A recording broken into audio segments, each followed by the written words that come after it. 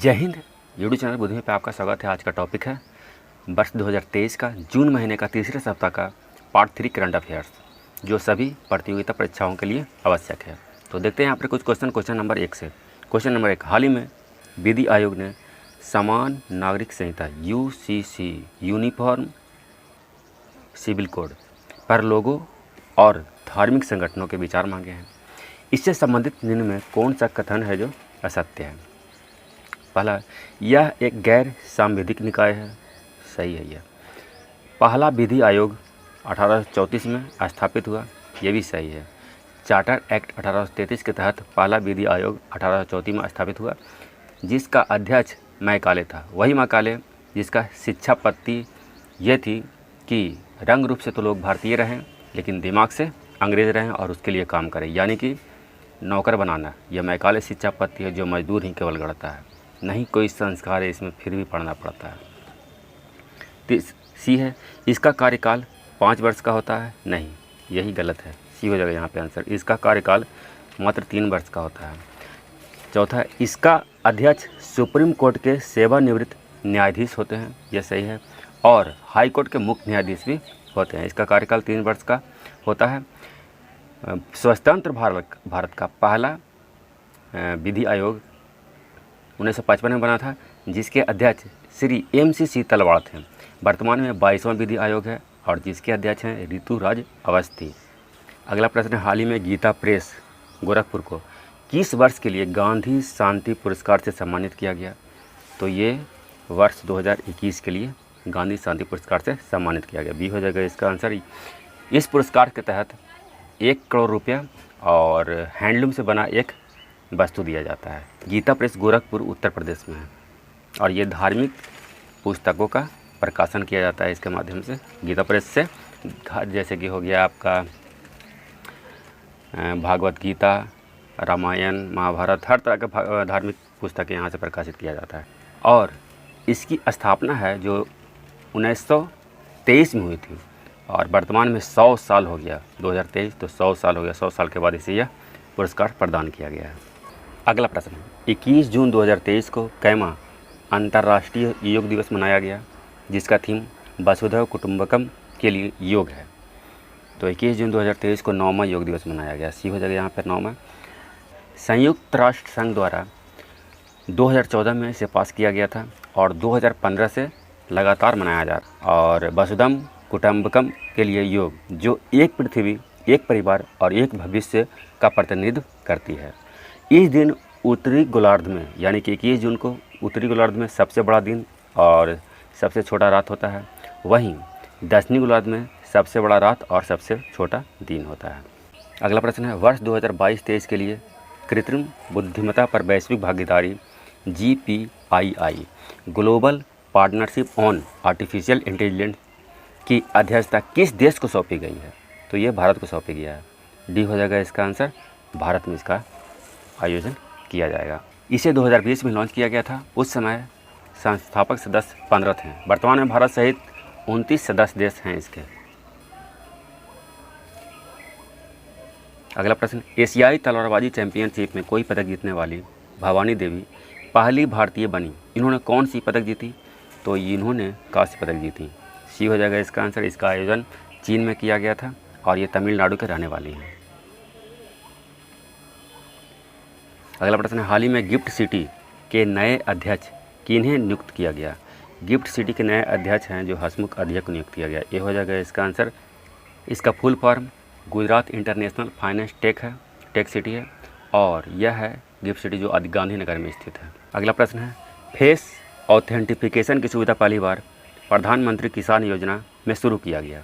इसे कब लॉन्च किया गया था? PM किसान योजना को लॉन्च किया गया था फरवरी 2019 में। बी हो जाएगा इसका आंसर।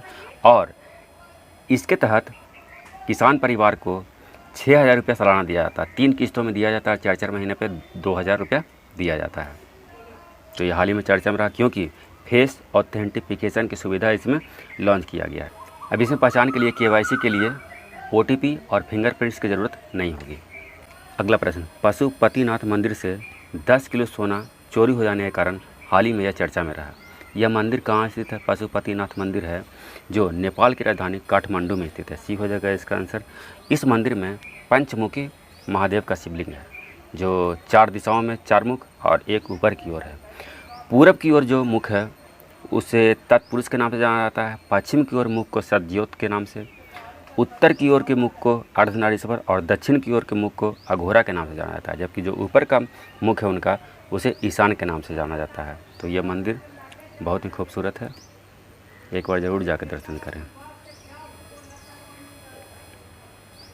अगला प्रश्न है, मिस वर्ल्ड 2023 की मेज़बानी कौन सा देश करेगा? 2023 में भारत करेगा। डी हो जाएगा इसका आंसर भारत। इससे पहले 1996 में भारत ने इसकी मेज़बानी की थी और 2023 में अब जाकर ये कर रहा है। चूँकि भारत में 6 भारतीय हैं जो इस प्रतियोगिता को जीत चुकी हैं। सबसे पहले 1966 में पहली बार रीता फरिया ने जीती और आखिरी बार 2017 में मानुषी छिल्लर ने।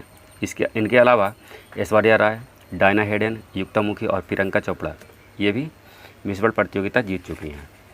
अगला प्रश्न है, ग्लोबल जेंडर गैप इंडेक्स 2023 में भारत का स्थान कहाँ है? भारत का स्थान है 147वां। सी हो जाएगा इसका आंसर। टोटल देश 146 था, उसमें भारत का स्थान 127वां आया, जबकि पिछले साल 135वां था। तो भारत को सुधार हुआ है। 161वां है जो प्रेस फ्रीडम इंडेक्स में भारत का स्थान है 2023 में। प्रेस फ्रीडम इंडेक्स में ग्लोबल जेंडर गैप इंडेक्स है जो वर्ल्ड इकोनॉमिक फोरम द्वारा जारी किया जाता है प्रत्येक वर्ष। सबसे प्रथम स्थान पे आइसलैंड है और जबकि सबसे आखिरी स्थान यानी कि 146वां स्थान पर अफगानिस्तान है। अगला प्रश्न, टाइम्स हायर एजुकेशन द्वारा जारी एशिया यूनिवर्सिटी रैंकिंग 2023 में प्रथम स्थान पर सिंधुआ यूनिवर्सिटी है। यह किस देश में स्थित है? यह यूनिवर्सिटी है जो चीन में स्थित है। बी हो जाएगा यहाँ पे आंसर। अगला प्रश्न, एक समझौते के तहत यूएसए भारत को 11 क्रिटिकल जेट इंजन तकनीक ट्रांसफ़र करेगा।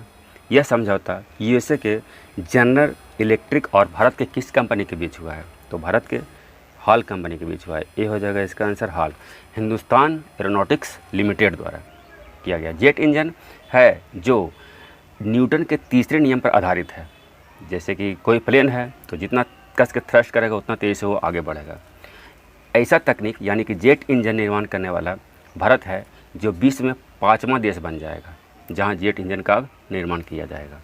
अगला प्रश्न, गंगोत्री राष्ट्रीय उद्यान से भूमि का एक हिस्सा सेना और ITBP Indian Tibet border force को बंकरों के निर्माण के लिए प्रदान करने की घोषणा किया गया है। यह उद्यान किस राज्य में है? गंगोत्री नेशनल पार्क है जो उत्तराखंड में है। सी हो जाएगा इसका आंसर उत्तराखंड। अगला प्रश्न, एनजीटी ने किसी भी नदी से रेत खनन के लिए राज्य प्रदूषण नियंत्रण board SPCP state pollution control board से सहमति को अनिवार्य कर दिया गया है। नदी को इतना खनन किया जा रहा है नदी से कि नदी ही लुप्त होता जा रहा है। बालू की जगह पर मट्टी दिख रहा है अब। तो अब है जो एनजीटी ने एक निर्देश जारी किया है जिसके तहत राज्य प्रदूषण नियंत्रण बोर्ड से खनन से पहले सहमति लेना अनिवार्य कर दिया गया है। एनजीटी की स्थापना कब हुई थी? 18 अक्टूबर 2010 को।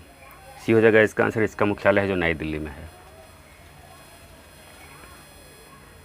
अगला प्रश्न है, यूएस ग्रीन बिल्डिंग काउंसिल और ग्रीन बिजनेस सर्टिफिकेशन के अनुसार निम्न में कौन सा कथन सत्य है? कौन सा कथन सत्य है? पहला कथन, भारत लीड जीरो परियोजना में अमेरिका और चीन को पीछे छोड़ते हुए प्रथम स्थान प्राप्त कर लिया है।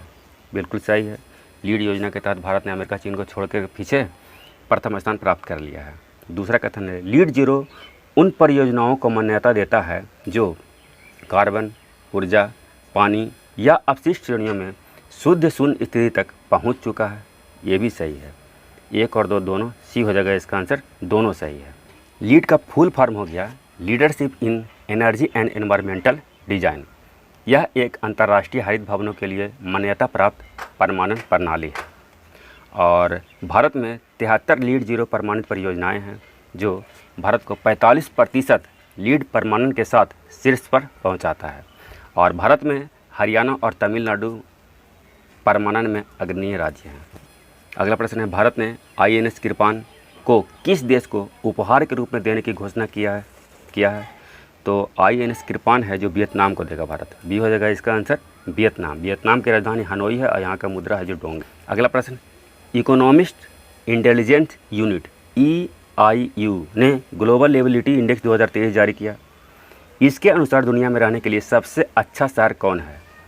इकोनॉमिस्ट इंटेलिजेंस यूनिट के अनुसार वियना, ऑस्ट्रिया की राजधानी वियना सबसे अच्छा शहर है रहने के लिए। ये हो जाएगा यहाँ पे आंसर। और ये जो वियना है ऑस्ट्रिया की राजधानी है, जो सबसे अधिक जनसंख्या वाला भी शहर है। वहीं दमिश्क, सीरिया की राजधानी दमिश्क है, जो सबसे खराब स्थिति में है। भारत का मुंबई और नई दिल्ली है जो 141वें स्थान पर है। इस वर्ष इसमें 173 देशों को शामिल किया गया था, जिसमें प्रथम स्थान पे वियना और सबसे अंतिम स्थान पे सीरिया की राजधानी दमिश्क है। अगला प्रश्न, हाल ही में प्रधानमंत्री ने मन की बात कार्यक्रम में मियावाकी तकनीक के बारे में चर्चा की है। यह तकनीक किससे संबंधित है? यह तकनीक है जो वृक्षारोपण से संबंधित है। सी हो जाएगा यहाँ पे आंसर वृक्षारोपण। इसके तहत बंजर भूमि पे बहुत कम ज़मीन पे बहुत घना वृक्ष लगाया जाता है। इसके तहत यह तकनीक है जो जापान का तकनीक है। केरल के एक शिक्षक रफ़ी रामनाथ की चर्चा की है प्रधानमंत्री ने। उन्होंने रफ़ी रामनाथ ने 115 किस्म के पेड़ लगाकर एक बंजर भूमि को विद्या बनम नाम के जंगल में बदल दिया। इस कारण ये चर्चा में रहे। 1970 के दशक में इसे विकसित किया गया था। इस तकनीक को मियावाकी पद्धति में उपयोग किए जाने वाले ज़्यादातर पौधे आत्मनिर्भर होते हैं। उन्हें पानी, खाद ये सब की ज़रूरत नहीं होता है। ज़्यादा नियमित रख रखाव की आवश्यकता भी नहीं होता है इसके तहत। अगला प्रश्न है, गूगल ने भारत के किस राज्य में अपना ग्लोबल फिनटेक ऑपरेशन सेंटर खोलने की घोषणा की है? तो गूगल ने गुजरात में खोलेगा। बी हो जाएगा इसका आंसर गुजरात। इसके साथ ही भारत के डिजिटलीकरण कोष में भी $10 बिलियन का निवेश करने की घोषणा गूगल और अल्फाबेट के CEO सुंदर पिचाई ने किए हैं। अगला प्रश्न है, हाल ही में टाइटैनिक के मलबा को सैर कराने निकली सबमरीन टाइटन किस महासागर में लापता हो गया? लापता क्या हो गया? विस्फोट हो गया उसमें और जो यात्री थे वो भी समाप्त हो गए हैं। अटलांटिक महासागर में। बी हो जाएगा इसका आंसर अटलांटिक महासागर। 1912 में टाइटैनिक जहाज़ था जो अटलांटिक महासागर में डूब गया था। और ओशन गेट एक कंपनी है USA का जो सबमरीन के टाइटन सबमरीन के जरिए इस मलबे का यात्रा करवाता था। तो ये दुर्घटना हुआ है। अगला प्रश्न है, हाल ही में रिसर्च एंड एनालिसिस विंग रा के नए प्रमुख किन्हें नियुक्त किया गया? रवि सिन्हा को किया गया। बी हो जाएगा इसका आंसर सामंत कुमार गोयल का यह स्थान लेंगे। रवि कुमार सिन्हा है जो बिहार के भोजपुर के निवासी हैं। मनोज सोनी हो गए हैं जो UPSC के अध्यक्ष बन गए हैं। अगला प्रश्न, भारत ने G20 सदस्य देशों से अफ्रीकी यूनियन को पूर्ण सदस्य के तौर पर शामिल करने की बात कही है। अफ्रीकी यूनियन में कितने सदस्य देश हैं? 55 सदस्य देश हैं। डी हो जाएगा इसका आंसर। इसकी स्थापना 2002 में हुआ था और इसका मुख्यालय है जो इथियोपिया के एडिस अबाबा में है। और G20 का शिखर सम्मेलन वर्ष 2023 में सितंबर में भारत के नई दिल्ली में आयोजित किया जाएगा। G20 का शिखर सम्मेलन सितंबर 2023 में नई दिल्ली में आयोजित किया जाएगा। अगला प्रश्न, जगन्नाथ रथ यात्रा हर वर्ष किस राज्य में आयोजित किया जाता है? उड़ीसा में। ये हो जाएगा इसका आंसर। उड़ीसा के पुरी में इसका आयोजन किया जाता है। इसमें 3 दिव्य रथ होते हैं, जिसमें सबसे आगे भगवान बलभद्र का रथ होता है, बीच में सुभद्रा जो भगवान जगन्नाथ का बहन हुए उनका रथ होता है और सबसे पीछे भगवान जगन्नाथ का रथ होता है। 3 रथ होता है और यह है जो गुड़ीचा मंदिर पर समाप्त होता है। यात्रा 9 दिन का होता है और 3 किलोमीटर का दूर तय किया जाता है। इसमें यह विश्व के सबसे बड़ा रथ यात्रा है। वहीं विश्व के दूसरा सबसे बड़ा रथ यात्रा है जो गुजरात में आयोजित किया जाता है। यही जगन्नाथ रथ यात्रा के टाइप में ही होता है और इसी दिन आयोजित किया जाता है। अगला प्रश्न है, अमेरिका ने भारत को NATO +5 का दर्जा देने की बात कही है। इनमें कौन सा देश शामिल नहीं है? तो NATO में तो 31 सदस्य देश हैं, 31 और इसके अलावा 5 और देश शामिल हैं। इसी में भारत को भी शामिल करने के लिए अमेरिका सोच रहा है ताकि हिंद प्रशांत क्षेत्र में भारत को मजबूती दे करके चीन को काउंटर कर सके। ठीक ही है, फिर भी भारत अगर इसमें शामिल होता है तो इससे भारत और रूस के संबंध बिगड़ जाएंगे। इस कारण भारत के विदेश मंत्री एस जयशंकर ने इसमें शामिल होने से मना कर दिया। तो NATO +5 में कौन कौन सा देश शामिल है? तो दक्षिण कोरिया शामिल है, ऑस्ट्रेलिया भी शामिल है, और न्यूजीलैंड भी शामिल है। स्वीडन शामिल नहीं है और इजराइल और जापान शामिल है, 5 देश शामिल है। और ये है इस सेट का आखिरी प्रश्न। फुटबॉल के प्रतिष्ठित इंटरकॉन्टिनेंट कप 2023 का खिताब किस देश ने जीता? लेबनान को हरा करके भारत ने दूसरी बार जीता। इसका आयोजन है जो उड़ीसा के भुवनेश्वर में कलिंगा स्टेडियम में किया गया था। तो ये कुछ क्वेश्चन, इंपॉर्टेंट क्वेश्चन थे। अगर वीडियो पसंद आए तो लाइक, सब्सक्राइब और शेयर करना ना भूलें। जय हिंद।